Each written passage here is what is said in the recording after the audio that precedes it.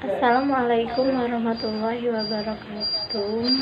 Video ini dibuat untuk memenuhi tugas mata kuliah karya tulis ilmiah. Dosen pengampu yang terhormat Bapak Dr. Mas Agus M. Tibrani, MSI, dan yang terhormat Ibu Nike Anggraini, MSc.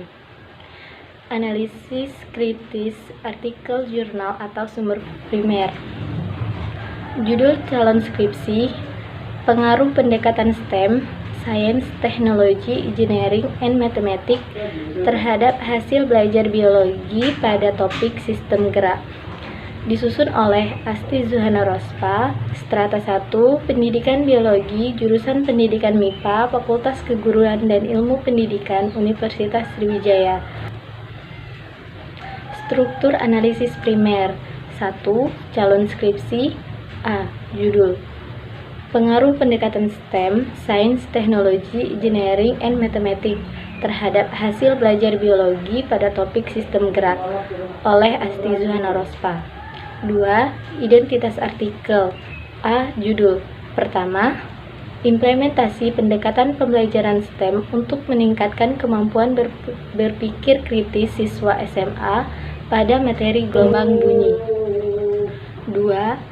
Pengaruh pembelajaran STEM, Science, Technology, Engineering, and Mathematics terhadap peserta didik pada pembelajaran IPA. 3. Implementasi pembelajaran STEM pada materi sistem reproduksi tumbuhan dan hewan terhadap kemampuan berpikir ilmiah peserta didik SMP. B. Penulis. 1. Nailul Khairiyah Abdurrahman dan Ismu Wahyudi. 2. Niswatul Khairah. Yang ketiga, Rahmi Agustina, Ismul Huda, Cut Nurmaliyah. C. Jurnal. Yang pertama, JKRKVF UAD Pol 5 nomor 2 Oktober 2018. 2. Program Studi Pendidikan IPA PPS Universitas Siah Kumala Banda Aceh. Ketiga, Jurnal Pendidikan Sains Indonesia, Indonesian Journal of Science Education. 3. Isi artikel. Untuk topik artikel pertama yaitu implementasi pendekatan pembelajaran STEM untuk meningkatkan kemampuan berpikir kritis siswa SMA pada materi gelombang bunyi. B. Informasi-informasi penting yang akan dimanfaatkan. Pertama, pendidikan adalah upaya yang dilakukan untuk menyiapkan siswa melalui kegiatan pembelajaran yang bertujuan untuk membantu siswa secara aktif mengembangkan potensi. Informasi ini menunjukkan tujuan dari pendidikan. Informasi ini mendukung latar belakang.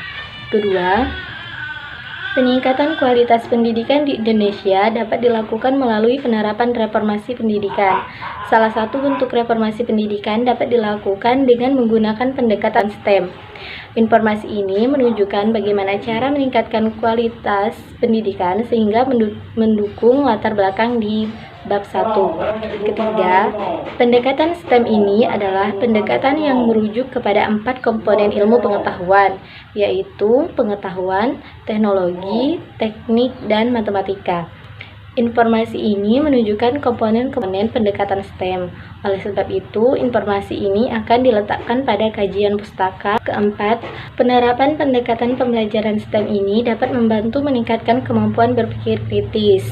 Informasi ini menunjukkan bahwa STEM mempengaruhi pembelajaran dan meningkatkan kemampuan berpikir kritis siswa. Informasi ini akan mendukung latar belakang. Kelima, pendidikan STEM bermakna memberi penguatan praktis pendidikan dalam bidang-bidang STEM secara terpisah. Informasi ini menjelaskan STEM mengintegrasikan 4 bidang ilmu yaitu sains, teknologi, teknik, dan matematika. Informasi ini akan mendukung latar belakang pada bab 1. Keenam, pendekatan STEM tidak hanya dapat diterapkan di sekolah dasar dan sekolah menengah, tetapi juga dapat diterapkan di perkuliahan bahkan program doktoral. Informasi ini menunjukkan bahwa pengembangan pendekatan STEM dapat dilakukan di berbagai jenjang pendidikan. Jadi, informasi ini dapat mendukung kajian pustaka. Ketujuh, metode pembelajaran berbasis masalah adalah metode pembelajaran yang mampu melibatkan kemampuan metakognisi yang dimiliki siswa. Nah, informasi ini menunjukkan bahwa metode pembelajaran berbasis masalah atau PBL mampu melibatkan kemampuan metakognisi siswa. Jadi, informasi ini dapat mendukung kajian pustaka pada bab 2. 8. PBL adalah salah satu metode pembelajaran yang dapat menantang siswa untuk mencari solusi suatu masalah. Informasi ini menunjukkan bahwa metode pembelajaran berbasis masalah mengarahkan siswa untuk belajar mandiri. Informasi ini dapat mendukung kajian pustaka pada bab 2. 9. PBL lebih menekankan pada kemampuan siswa dalam membangun pengetahuannya sendiri, di mana siswa menjadi pusat kelas atau student center. Informasi ini menunjukkan bahwa metode pembelajaran berbasis masalah membangun siswa menjadi pusat kelas atau student center. Jadi, informasi ini dapat mendukung kajian pustaka. 10. Metode PBL terdapat beberapa sikap yang dihasilkan oleh siswa, yaitu mempunyai rasa ingin tahu yang tinggi untuk memecahkan masalah. Nah, informasi ini menunjukkan bahwa metode pembelajaran berbasis masalah menghasilkan siswa yang mempunyai rasa ingin tahu yang tinggi. Jadi, informasi ini dapat mendukung kajian pustaka pada bab 2. C. Pertanyaan atau hal-hal yang belum jelas terkait kepentingan pemanfaatan.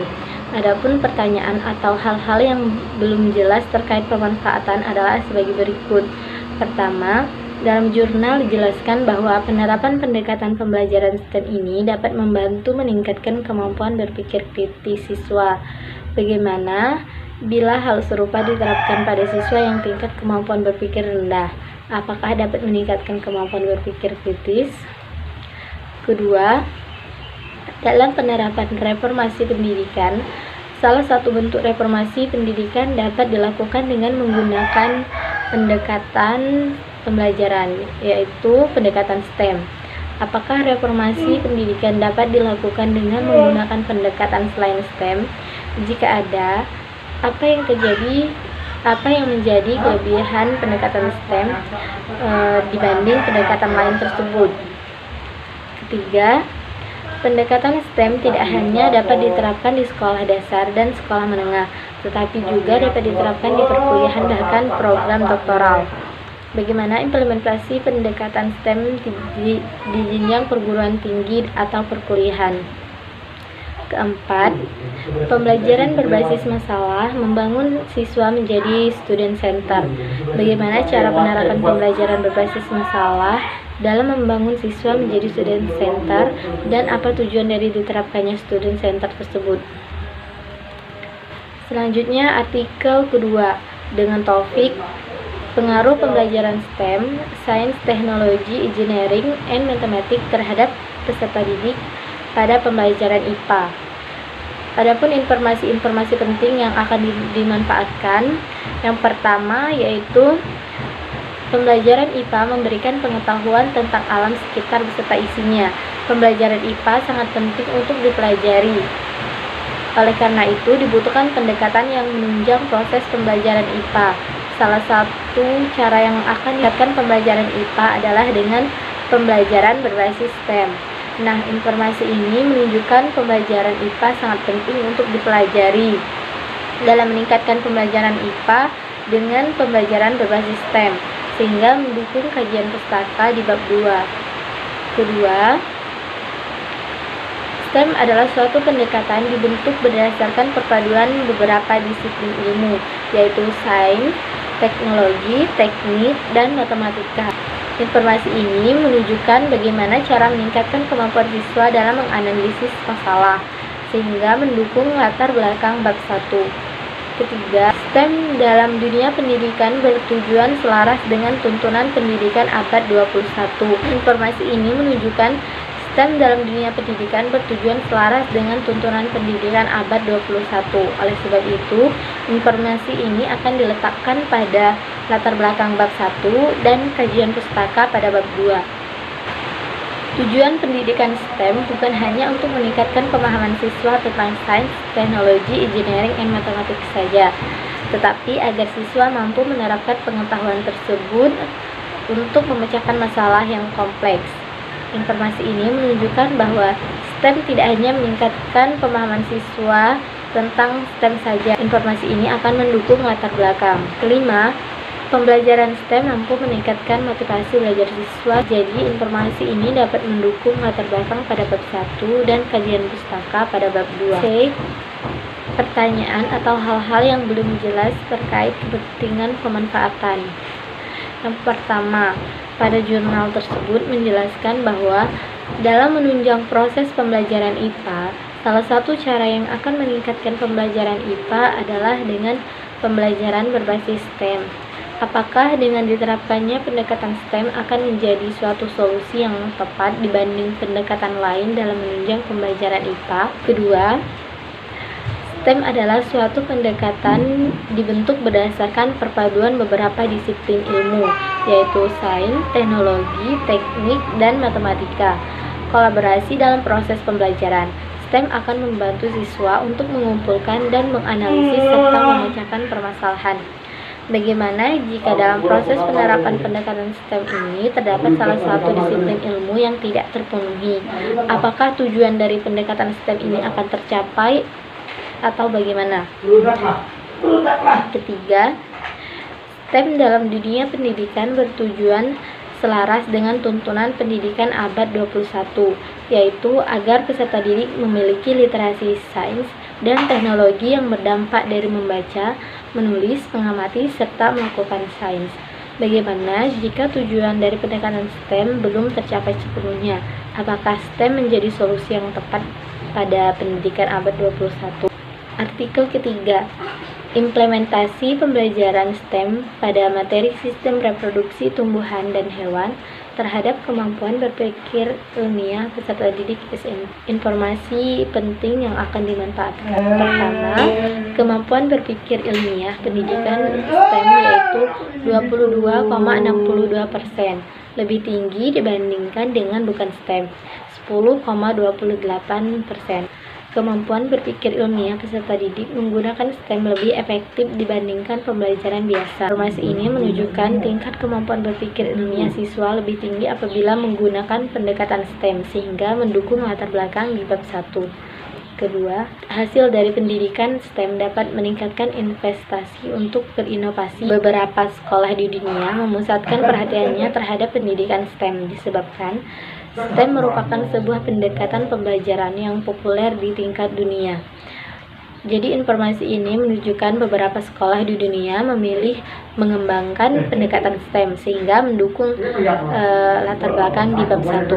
Ketiga, STEM efektif dalam menerapkan pembelajaran tematik integratif menggabungkan 4 bidang ilmu dalam pendidikan, yaitu pengetahuan, teknologi, matematika, dan teknik. Informasi ini menunjukkan STEM lebih efektif dalam menerapkan pembelajaran tematik integratif.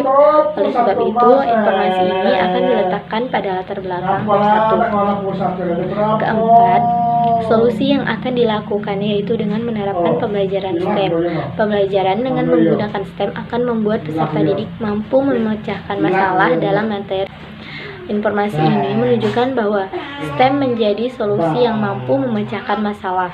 Informasi ini akan mendukung latar belakang dan kajian pustaka. Kelima, STEM memiliki arti pengajaran dan pembelajaran yang berkaitan dengan bidang sains kajian tentang fenomena alam yang melibatkan observasi. Informasi ini menunjukkan bahwa STEM arti pengajaran dan pembelajaran yang berkaitan dengan 4 disiplin ilmu. Jadi informasi ini dapat mendukung latar belakang pada bab 1 dan kajian pustaka pada bab 2. Keenam, pendekatan STEM tidak hanya dapat dilakukan dalam tingkat pendidikan dasar dan menengah saja, tetapi juga dapat dilaksanakan sampai tingkat kuliah, bahkan sampai jenjang postdoktoral. Informasi ini menunjukkan bahwa pendekatan STEM dapat diterapkan di setiap jenjang pendidikan, sehingga informasi ini dapat mendukung latar belakang pada bab 1. Ketujuh, penerapan STEM terintegrasi pada kelas eksperimen dengan menggunakan langkah pembelajaran model 5E.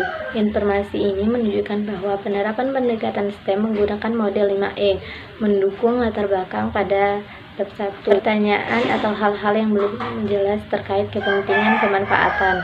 Pertama, kemampuan berpikir ilmiah pendidikan STEM yaitu 22,62% lebih tinggi dibandingkan dengan bukan STEM, 10,28%.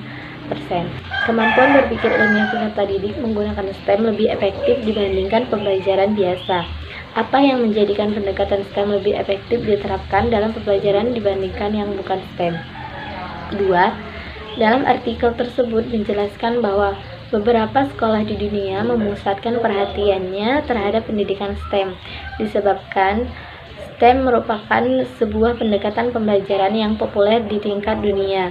Mengapa pendekatan STEM begitu populer di beberapa sekolah tingkat dunia sehingga memusatkan kepada pendidikan STEM, namun mengapa di Indonesia STEM ini masih belum diterapkan? Bibliografi pertama, Smith A. 2015, pendekatan terbaru pendekatan STEM dalam upaya mempersiapkan sumber daya manusia Indonesia yang memiliki pengetahuan interdisipliner untuk menyongsong kebutuhan bidang karir pekerjaan masyarakat. ASEAN, MIE, B4TK, Bumalang 1-10. Kedua, BBR.W 2010 dengan judul Advancing STEM Education, A 2020 Vision, The Technology and Engineering Teacher. Selanjutnya, Caprero MM, dan Morgan Jr. tahun 2013, STEM Project Based Learning. Selanjutnya, Anggraini FI dan Huzaifah S.